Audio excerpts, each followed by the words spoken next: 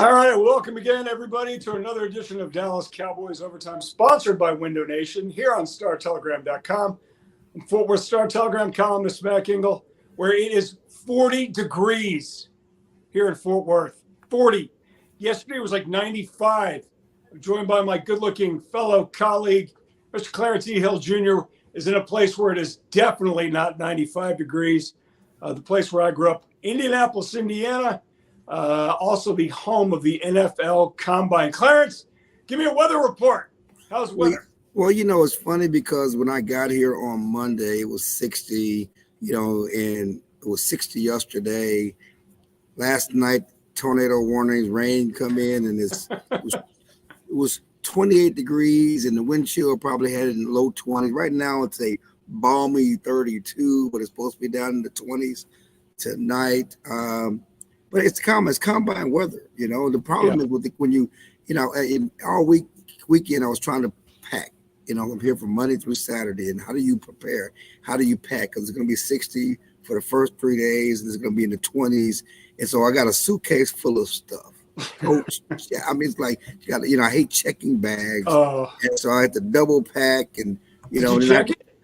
Yes, they made me gate check, and you got to pack for the day and pack for the night, and then when you smoke cigars, you get all your clothes all smoky, so you have to put them in a separate section. It's just it's a lot of stress. How are you holding up? Are you doing okay? Listen, I'm making it. Okay, I'm making it. Listen, you asked me earlier before the show if I had St. Elmo's. I have not had St. Elmo's.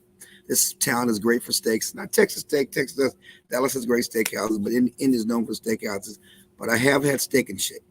Ooh, smart man. The one downtown Indianapolis? The one downtown Indianapolis. Is this the home of Steak and Shake? Yeah, it is actually. Yeah. So I went to Steak and Shake, and I did have a Steak and Shake on Monday for lunch.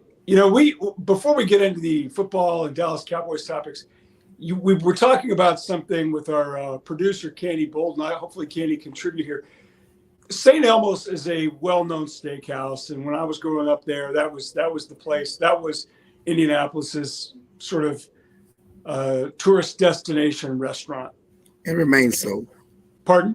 It remains so. Yeah, and that's still the one place in Indy. That's the one place, and every city has it. Dallas has Bob's Steak and Chop House. Fort Worth has Joe T. Garcia's. Every place. When St. Louis had Hearts, Dear Orphan Hearts, before it closed down. Every place has one. And usually there has something on the menu there that it's known for, not just a steak. Now, what's St. Elmo's known for? A shrimp cocktail. The shrimp cocktail. Very spicy shrimp cocktail. And you were telling me about your youngest daughter, Jaira. When she was in gymnastics, that she and her teammates used to go to Texas Roadhouse, where they're known for their rolls, right? Right. And I was telling you, I really want to drag my daughter. She doesn't want to go to Red Lobster, and I really want to take her there because of the cheddar biscuits. I can't convince her to go with me. I'm just eventually just going to have to kidnap her and do it. Clarence, of all the places that you've had, where you've had like the celebrity dish, whether it's a chain restaurant, whether it's a celebrity one destination, can you think of the one places that you would tell somebody who's never been there before, when you go there, you got to make sure you do this? Oh, I haven't really thought about that. Because the one thing about the reason I'm always like talking about this, St. Elmo's, it's good. It's good. It is good. I'm not sure that the shrimp cocktail lives up to the hype. It's good, but the hype makes it. Well, I mean, the thing about anything could reach that stat. Everybody has shrimp cocktail here, and Harry and Izzy's and they all have the same spicy hot. And it's funny because I grew up eating shrimp cocktail and all over the country, and nobody has it like Indy, where it's hot. It's spicy, right? It's like it's just regular shrimp cocktail, and I love it. But then you get the spice, you got the crackers, you got to help. It go down with some crackers or whatever else. But, I don't necessarily go to restaurants for their signature dish. I mean, I like what I like, and I go and get what I like. Whether it's you like it, I'm not going to get it. Now, you were a surf and turf guy. I remember that. You like to get surf and turf. Yeah, I mean, I just like what I like, and I get what I like. So I don't really know if there's somewhere I got to go where you got to go and get a certain, thing at a certain restaurant. Like drinks. Like I don't like, it's funny because you go to these restaurants, everybody has these drink menus, and they got these fancy drinks. Oh, I don't need a menu.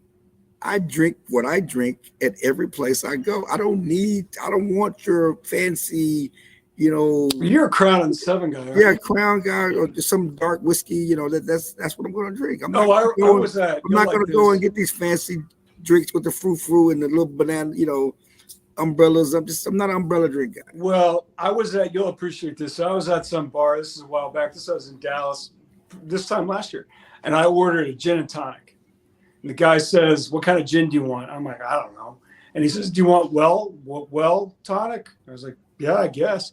And there's, I'll never forget it. Somebody there at the bar is like, "You can't order that. You can't. It's terrible for you. It's awful. You can't get that." And I'm to tell you what an idiot when I am to certain drinks, most drinks, I can't discern one from the next, from good gin to bad gin, good any of that stuff. I have no idea. So I'm with you on that. I'm like, just give me this. I don't need the $28 fruit drink. I don't want it. I know it's your signature, but I'm too dumb to appreciate it. A steak, I might be able to figure out, but a drink, I have no clue. Yeah, no, and no reason to pay that much. All right. You are in the land where the Dallas Cowboys currently are, along with the other 31 NFL franchises, as they look to find their next superstar of the future. But it is a little odd, and I think this is going to be a continuing trend for these next several years. The Dallas Cowboys sent everybody of note to the combine except two people. The head coach, Mike McCarthy, has elected to stay back, as well as new defensive coordinator Mike Zimmer. Now, I have my own feelings about this, having covered the combine for a few years, and you're there now, and you've done it a lot longer than I have. But give me the company line why Mike Zimmer is not in Indianapolis to help scout out today's next superstars. Well, they have too much work to do back home. I know it's February, but it's a lot of work. A lot. The off-season is short. Got too much work to do back home. They can actually get more work done back home than they can be here in Indianapolis, and they can do all the interviews virtually. That's the new thing that the thing that's come out of the pandemic. We can do everything virtually.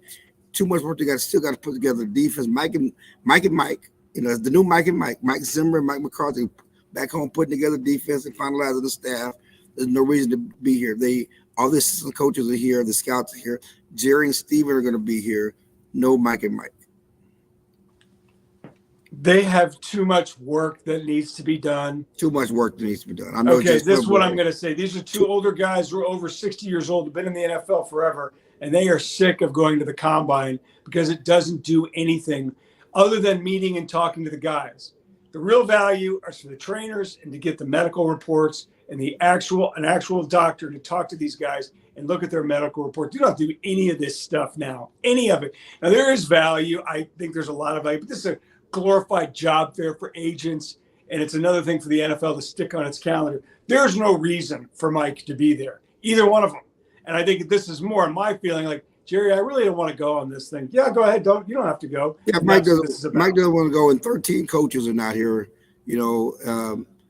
I don't. Shanahan's not here. The Rams coach is not here. Wow. A lot of coaches don't, or more and more coaches are not coming. Yep. Especially because the NFL has turned it into a made-for-TV event, and by putting the workouts at night for fans and for TV, so for TV network. Yeah. And so it just makes the day longer. Instead of doing all this stuff during the day, they do it at night, and they can watch all the workouts on TV.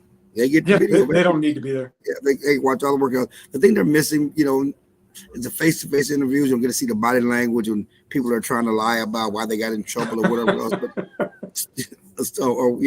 stuff like that. But again, that's virtual, and they got, like Mike has said, he's got. I know when we talked to Mike McCarthy last week, he said they got cameras on both sides of the room, so they can see him and he can see them, and he can see how they move, answering questions and stuff like that. So that's the trend. I don't think Mike McCarthy is going to come back to the combine, but Jerry will be here, and he will be doing his talk on the bus. Steven's here, and Will McClay's here, and they're about the Cowboys business. All right, let's get into it. Stephen Jones, the Cowboys vice president and heir to the throne, met with a handful of the reporters, including yourself, yesterday, answered a bunch of questions, and said, yep, they want to extend Dak Prescott. We have talked about should they. The number that I am seeing, and I don't know how much stock to put into this, you can say yay or nay, is 3 years, $180 million. That's Clarence E. Hill Jr. money. Clarence, Yeah. 3 years and $180 million for a quarterback who's won, I think, 2 playoff games, wild card games, big games. Yay, nay, good idea, bad idea, or inevitable as the sunrise? First of all, the number is 60 million. That's the going rate. That's the number of what you're talking about 1 year. The one at 60. Yeah, right? 60 average is what it is, and how many years, all that other stuff we'll see. But the bottom line is that it's the cost of doing business, and it's the Cowboys' own fault because they're the ones who has let Dak put him over a barrel. I mean, he has no trade clause. He has a no franchise clause. I mean, he has all the leverage in this conversation. And again, this is something the Cowboys want to do. Now, if you believe the Cowboys shouldn't sign him, that's a whole other conversation. But the Cowboys want to sign him. They want Dak to be their quarterback long term. When it gets done, how it gets done remains to be seen. But this is the guy they want to be their quarterback. And if you want him to be your quarterback, it's going to cost. And the problem with it costing is you're also going to play not only Dak at the top of the market, you got CD, you got Micah Parsons. All those guys are going to be at the top of the market. You got to try to get them all under the salary cap. But the bottom line is regarding Dak, and we've talked about it incessantly. If not Dak, then who? We remember the quarterback abyss between Troy Aikman and Tony Romo. You can go back to the Clint Sterners and Anthony Wrights and the Quincy Carter, missing another one. Chad Hutchins, Quincy Carter, Chad Hutchinson, whoever, all of them. It's a litany of them, and I don't really want to go down the whole list. And so to act like just get rid of Dak, who you gonna get? I don't know. I hate who that. You gonna get? Who you gonna get? Even look at the Chicago Bears. The Chicago Bears got Justin Fields, and they don't even know if that's a good idea or not. He's had 2 years. He's kind of been all over the place. They've got the number 1 overall pick, the number 1 overall quarterback prospect. I don't care what anybody says, is USC's Caleb Williams. He is. So what do? You've just invested a first-round pick in Justin Fields, who at times looks okay, and other times you're like, man, I don't know about this. Right. What do you do there? That's a good scenario, but you still, this idea that you just dumped Dak. He's not a winner. He's not good enough. Okay, fine. You're right. Well, now what? Yeah, who you gonna get? Who's guaranteed other than Patrick Mahomes is gonna take you to the Super Bowl? And I can tell you right now, Dak Prescott has been any quarterback in the history of the Chicago Bears organization. The history of the organization. That's a good one. You think he's better than in his prime Jim McMahon? Yes, Jim McMahon was led by his prime. Stop. Yes. In his prime, Vince Evans. Yes. No, he's not. Vince Evans is the greatest quarterback they ever played. He played 78 years. One longer than Don Strock. I have a couple more personnel questions. I like the Vince Evans. You like that. No trade clause, no franchise clause, no Santa Claus. Write that down. You can use it in a column. A couple other players I want to bring up. Stephon Gilmore. They brought him in from the Colts. New England had played. Guy was really good, really, really good, playing opposite of whomever they threw out there, whether it was Deron Bland or Trayvon Diggs. Stephon Gilmore was really good, but I can't figure out whether or not the Cowboys want to bring him back for another year. He said he wants to be back because all those guys said they want to be back. Do you think the Cowboys want Stephon Gilmore back? I think they want him back. And the interesting thing is, if they bring him back, first of all, it's going to be how much it's going to cost. You got all these other things. They're over the cap. They got to do some things to get under the cap. Then, to do business, they got decisions to make on Tyron Smith and some other guys as well as Stephon Gilmore. But they theoretically want to bring him back. And if they do bring him back, what you're going to do, you're going to move Deron Bland, who is an all-pro, inside to slot corner. You can have Gilmore and Trevon Diggs, who's going to come back from his knee surgery, to be outside and Deron Bland in. So that tells you, they believe Deron Bland can play inside. The question is, do you want a guy who's all pro, led the league in interceptions, led the league has had more interceptions than anybody the last 2 years, outside or inside, and how much, those are the dominoes you're thinking about when you decide to bring Stephon Gilmore back. And if you don't bring him back, you play Bland outside, who plays slot corner for you?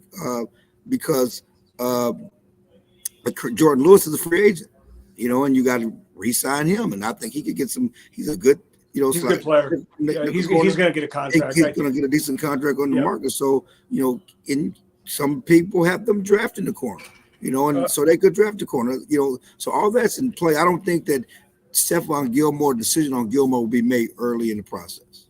Okay, 2 more guys before we go to break. The Cowboys are not saying it, but he's going to retire. He's going to retire. Okay, so that answers that. Dorrance Armstrong, 4th-year player out of Kansas, developed into a nice, not great, but nice defensive end. Coming back or not? I think that if the money's right, they would like to bring him back. They're not breaking the bank with Dorrance Armstrong. I don't know what he's going to get on the market. He's a nice player. He's a good piece. He's a solid player, great locker room guy, but he's not a difference maker. Nope. All things are true. What is a difference maker? Window Nation, who we are going to hear from now. Window Nation, the star of window replacement and proud partner of the Dallas Cowboys, can help you fill the house this season with savings. Buy 2 windows, get 2 free, and make no interest payments for 60 months, 5 full years. Fill your house for a customized authentic Dallas Cowboys jersey while supplies last. You could even help fill the Cowboys house and win tickets to a game. Visit windownation.com/Cowboys now for details. Call 866-95-NATION. Window Nation, proud partner of the Dallas Cowboys. All right. Thank you very much, Window Nation. Mac Ingles, StarTelegram.com, back here for Cowboys Overtime, where my good friend, Mr. Clarence E. Hill Jr., is at the NFL Scouting Combine in balmy Indianapolis. Clarence, you said it. The Cowboys want to do contract extensions, and these are going to be some monsters. I'm assuming that CeeDee Lamb will be a monster deal first, followed by Micah Parsons. My question is do you think they can get these deals done without using a franchise tag on either one of? It's going to be separate times, but can they get these deals done without having using the franchise tag?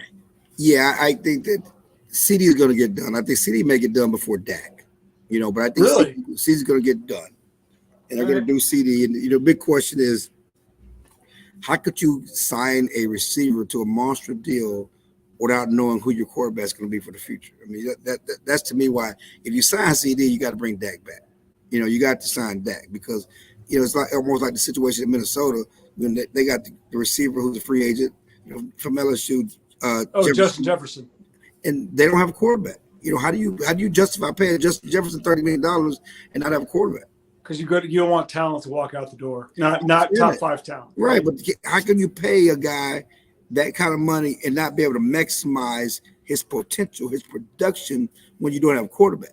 Well, I mean, that's why trading him is a possibility. But my point is, if the Cowboys, just getting back to the Cowboys, if you're going to sign CD and they want to sign CD and they plan on signing CD, and I believe he will get signed this offseason. Okay. Because he's not going to play on the 50-year option. He's not coming in. He's going to hold whatever. He's not playing on the 50 option. He's coming in. They're going to sign him. Well, time out real quick. Hang on. I want to explain this real quick. So when CeeDee Lamb was drafted as a first-round pick, he got a 4-year contract with a club option for 5th year. That's a standard first-round contract for an NFL rookie. And the really, really good ones will say, I'm not playing on that fifth year because I need a bigger number now. They'll hold out, and they usually get it. Zeke Elliott was the last to do that with the Cowboys, right? Yeah, Zeke got his money early too. Yeah, for sure. And he got his money before the deal was done, which kind of wrecked the whole Cowboys salary cap for whatever else and just started this thing downhill, right? But the bottom line is CD is at the best right now, certainly coming off an all-pro season, led the league in catches, led the league in yards from scrimmage. It's time to get paid. So CeeDee Lamb gets done. $17 million. Micah Parsons, same thing next year. Micah Parsons a year later. I think he's next year. I think that there's a chance they could tag Micah if it gets to that point. But they're getting CD done. Okay, so they get him done. You say they get him done, then Dak done. There's one player that we have not mentioned that's been brought up because it does not sound like he's going to come back at all, which is running back Tony Pollard. He played this season on the franchise tag, a little bit over $10 million, which means Tony Pollard, I would say that experiment did not go the way they planned. It looked pretty good early, but then it fizzled, and then it flopped late. So where does that leave the Cowboys with the running back? They've got some other guys, but Pollard kind of fit the mold of what Mike McCarthy likes in running back. Assuming he does not come back, is Derrick Henry a possibility?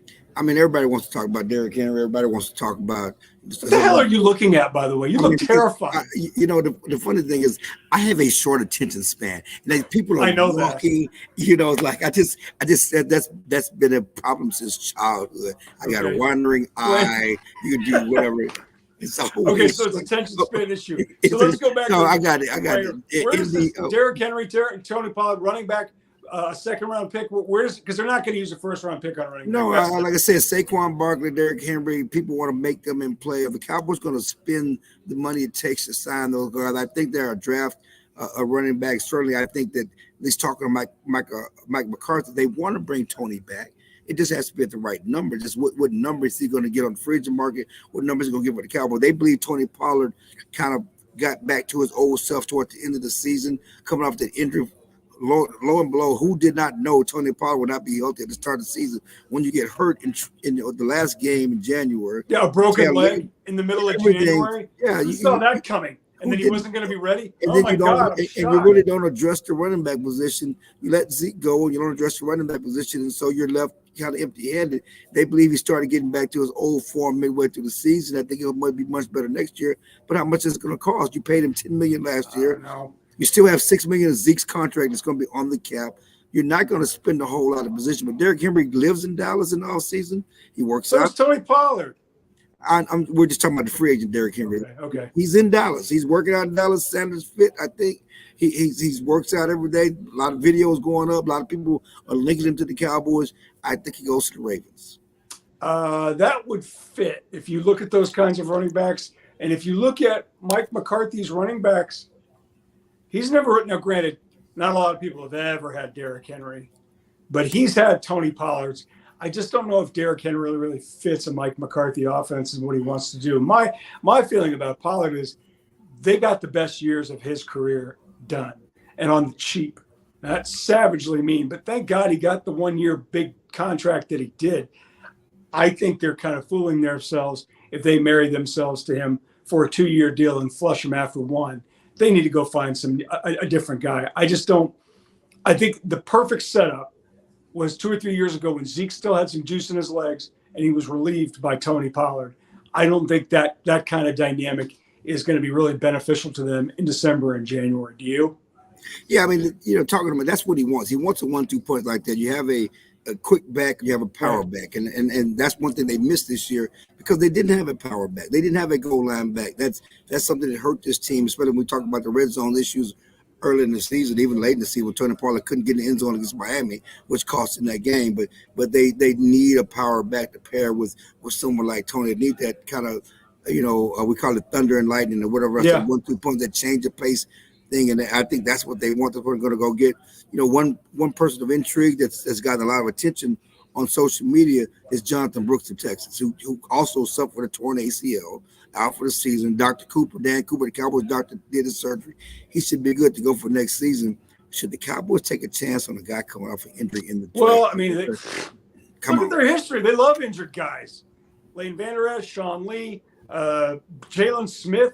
They're not what Jerry likes, and you know this better than I do. Jerry likes a deal. And where would Jonathan Brooks go? 2 or second, third round? Some people have him listed as the number 1 running back. He's certainly among the top running backs and 5 running backs in the draft. He's going to go second, third, fourth round. Okay, so second, will they burn? I mean, this team's history with second round picks is incredible. I mean, they cannot hit on second round picks to save their life, at least not consistently. And this team is drafted very well under Will McClay too. But second round picks consistently have been a bugaboo for this franchise. If he's available, if Jonathan Brooks is available in the second round, and if you can put your Texas bias aside for a second, which I know is tough, do you think they ought to pick him in the second round? I know they will get killed by picking a guy coming off an injury. I mean, you cannot continue to pick guys coming off injury in the second round. Even the guys that haven't come off injury, Sam Williams, the kid. There's another. That's a great example. There's a bargain guy, right? Tight end from Michigan last year who got hurt when he got here. They have not panned out on the second round. All right, let's go to the last topic. Yeah, I don't think I've written it. Yeah, I have not written down any other questions in this. So you get to do, this is one of my favorite things I used to do when I was there, which is get on the Dallas Cowboys bus and have a long visit with the great Jerry Jones. And the best part about that is usually the stuff where he's just talking. It's kind of off the record. It's very casual because he's so entertaining, but he can be just as entertaining when he goes on the record. Clarence, what's your money on this time that he's going to stick his foot in his mouth with the viral quote? Like, I know it's too much to ask to sit there and say, what's he going to say? But what topic do you think is inevitably going to make Dallas Cowboys go, oh my God, what is this idiot saying now? Well, he already gave us the money quarter off season at the Senior Bowl, which I got. It was my question with the all in. We're all in. We're all in. That's great. All in. You know, we already got the money all in. Not the previous 30 years, just now. You know, all in. So we got to find something that lifts all boats. You know, you can't own the Cowboys like you can't own the University of Texas. You can only husband them for a little while. How many times these quotes he says, he's going to have something. And so he's coming up Thursday on the bus.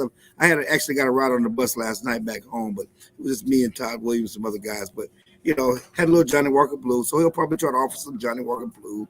I don't drink on the job. Okay, I just want to let you know. I don't. No, I don't think I ever told you. You weren't there that year. I don't think I ever told you this. So Jerry's holding court. This is back in 2005, I think. Right. So Jerry's holding court, and then Steven comes on the bus, and he gives everybody a Miller Lite. Like you get Johnny Walker Blue, and I got a Miller Lite, and Steven's got a bag of cigars. Right. And I said, "Where are those?" He said, "These are Cubans. Do you want one?" And I said, "I've never had one, and I'd never had a Cuban cigar." I got so sick from that cigar. I took it back to Texas and I smoked about half of it. And I got as sick as I've ever been. I didn't make it home. I'm throwing up outside the car. I bump into Steven, I don't know, a month or two later. I said, "Hey, man, that cigar you gave me?" He said, "Yeah, man, that thing got me sick." I'm like, "Oh, thank God." So that's my highlight of the bus is that Stephen Jones spiked a Cuban cigar and made me ungodly sick. All right, Clarence, last question before we wrap this up. We had fun with this last week. I think I'm going to lose $20 on this. On your Texas Longhorns making the NCAA tournament. Because I was going into it and I was looking at the schedule. I'm like, they're going to be right on that line. And they are right on that line. But I think last night, it cost me some money. They went out to Texas Tech in their last game against the Red Raiders, or at least a conference game, not a conference tournament game potentially. It does look like to me UT is going to get in after they absolutely ran Texas Tech out of the building in Lubbock to win a big Big 12 game. So my question now is, we look into a different topic. Big 12 calls itself the best basketball conference in college basketball. And I'm sitting there looking, I'm like, the national champion is not coming out of the Big 12. I did my undergrad at Kansas. I got a master's degree at TCU. I lived here forever. And I'm like, the best team in college basketball is not coming out of this league. No, all they have done is beat each other up and claim that they're the best, but they don't have the best team. No, they beat each other up, and that's what it is. I mean, Texas somehow gets blown out by Kansas, gets blown out by Houston, blows out Texas Tech. I mean, none of it makes any sense at all. It just like Kansas, they blew out Texas, and they blow a lead to BYU at home. BYU at home. I know.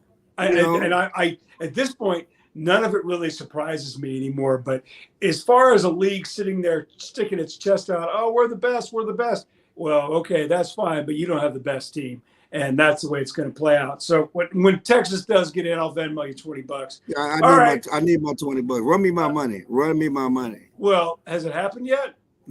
We're standing on business. Standing on business. All right. Thanks for joining us. Thank you, Window Nation. Clarence, enjoy the weather. Enjoy the bus. Travel safely. Make sure to check that bag, and hopefully it arrives on time.